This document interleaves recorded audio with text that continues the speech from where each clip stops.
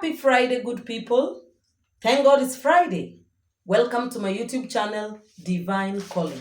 My name is Agnes Morago, caregiver, life coach. Here, we inspire people to give care and especially to people living with dementia. Hit that subscribe button if you haven't. Make sure the notification bell is on so that once I upload a video, you'll never miss any of my episodes. Like, share, tell a friend to tell a friend. Today, I'll be tackling Principle 1 of Eden Alternative. And as you remember, I had told you or hinted that Principle 1 is all about loneliness, helplessness, and boredom. I'm not going to go ahead and explain what these three plagues are because in some of my previous episodes, I've explained what loneliness, helplessness, and boredom is. So kindly revisit so that we be at par. Sue Ellen Beatty mentioned that this principle one is what we call the problem. This is the problem that even Dr. Bill Thomas, as I mentioned, the founder or the initiator of Eden Alternative, saw it had no solution for. This is because he looked into his medical books and found that there was no cure for loneliness, helplessness, and boredom. And these three are painful and destructive to our health and well being. Even before I go ahead, imagine yourself confined at a place where you are alone, you are helpless, everybody's just doing things for you, you're bored. You can imagine that situation. Another good example is when we had COVID. During COVID, let me just say in Kenya, we were lucky. Even though the president had put cessation of movement, we had an opportunity to go out, mingle. There are people who are even going to clubs. There are people who are going to fellowship. Even when it was strictly mandatory that people should stay indoors, you will find that there are culprits that used to go out and just do their own thing. Some of us didn't even get the COVID-19 jab. For those who did, well done. Let me just give you an example of the States or Canada. Sue Ellen Beatty told us it was so serious in Canada and it became a big problem, especially to those people who used to live on their own and do their things on a day-to-day basis. Because why? They are alone and most of them, if not all, like let me just say majority, would have gotten dementia because of staying indoors and having no one to talk to.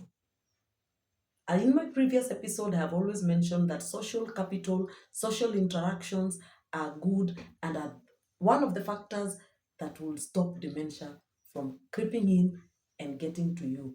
Get out, talk to people, talk to friends. It's not a must that you talk to some of your friends daily, but get out there, mingle, get into groups, get into organizations that have clubs where people are mingling, and you're gonna save yourself from dementia. So many people around got dementia during this time because of lack of being around other people.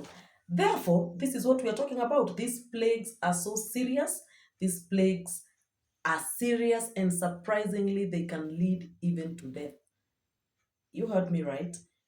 People die from these plagues. One of the reasons this is why, it's because number one, of ageism. I'm going to repeat that. Ageism. Ageism is a prejudice against someone due to their age. It affects both the old and the young. For example, a lot of people have discrimination against older people. They think they don't know anything. They think they don't know how to do anything. They are not able to look after themselves, which is not true. Okay, there's a group of older people who cannot be able to do anything for themselves. For them, they need to be assisted.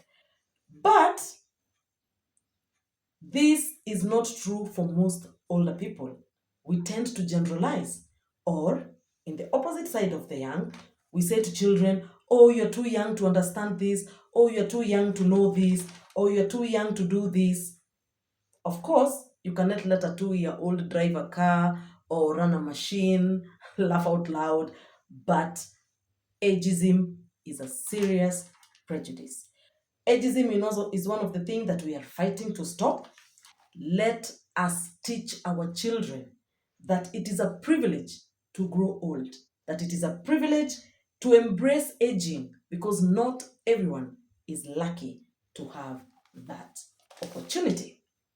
The second prejudice that we need to really fight is ableism. Ableism is a prejudice against someone based on their abilities.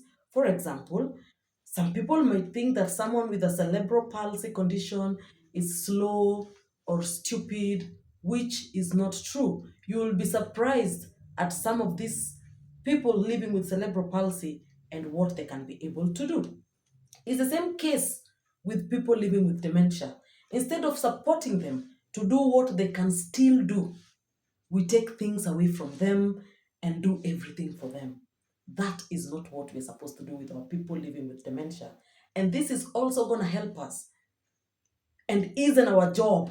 Because if you're there doing everything for a person living with dementia, maybe this person is on stage one, stage two, they still can be able to choose their clothes, they're still able to say, I want tea, I want coffee.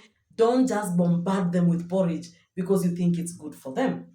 And sometimes that may make us feel good because we are giving care, but it's not the right thing to do. To help someone or to care for someone, for that they care about themselves, it should be your first goal as a caregiver. I'm going to repeat that again.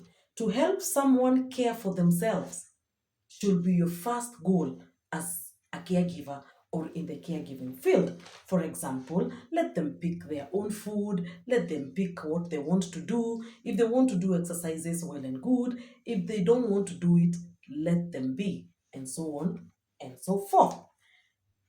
People with dementia tend to forget. Today they'll tell you they want coffee. Tomorrow you'll tell them, can I make you coffee? I don't want coffee. I want tea. I don't take coffee. They tend to forget. Just go with the flow because it is their condition now. You don't have to keep telling them, but yesterday you said don't correct a person with dementia.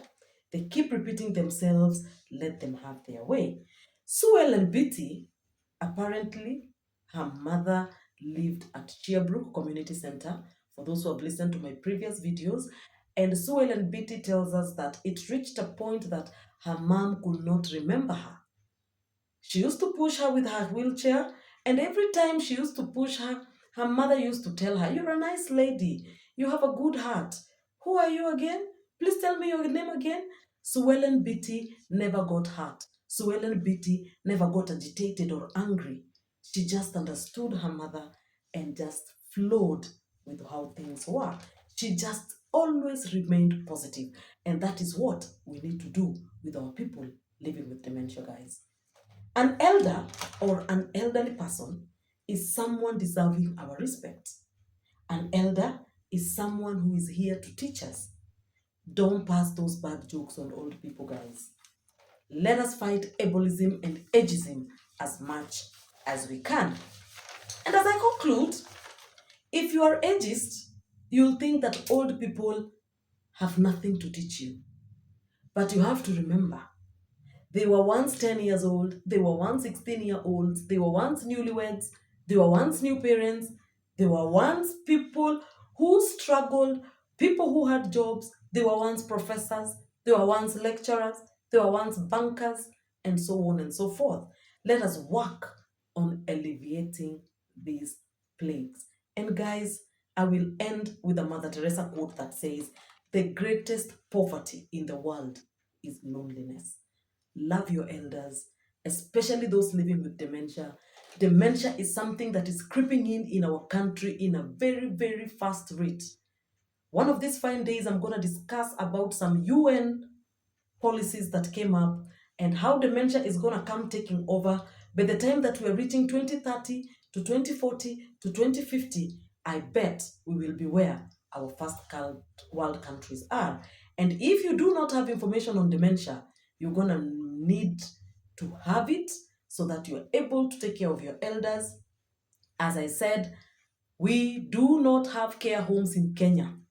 This I will insist until we get. Because once our parents grow old, once our guardians grow old, we cannot discard them. We have to live with them, we have to love them, we have to fight ageism, we have to fight ableism, And that is the problem that we have in Principle 1. Thank you guys for joining me. Join me on my next one as I discuss Principle 2 of Eden Alternative. Happy Friday.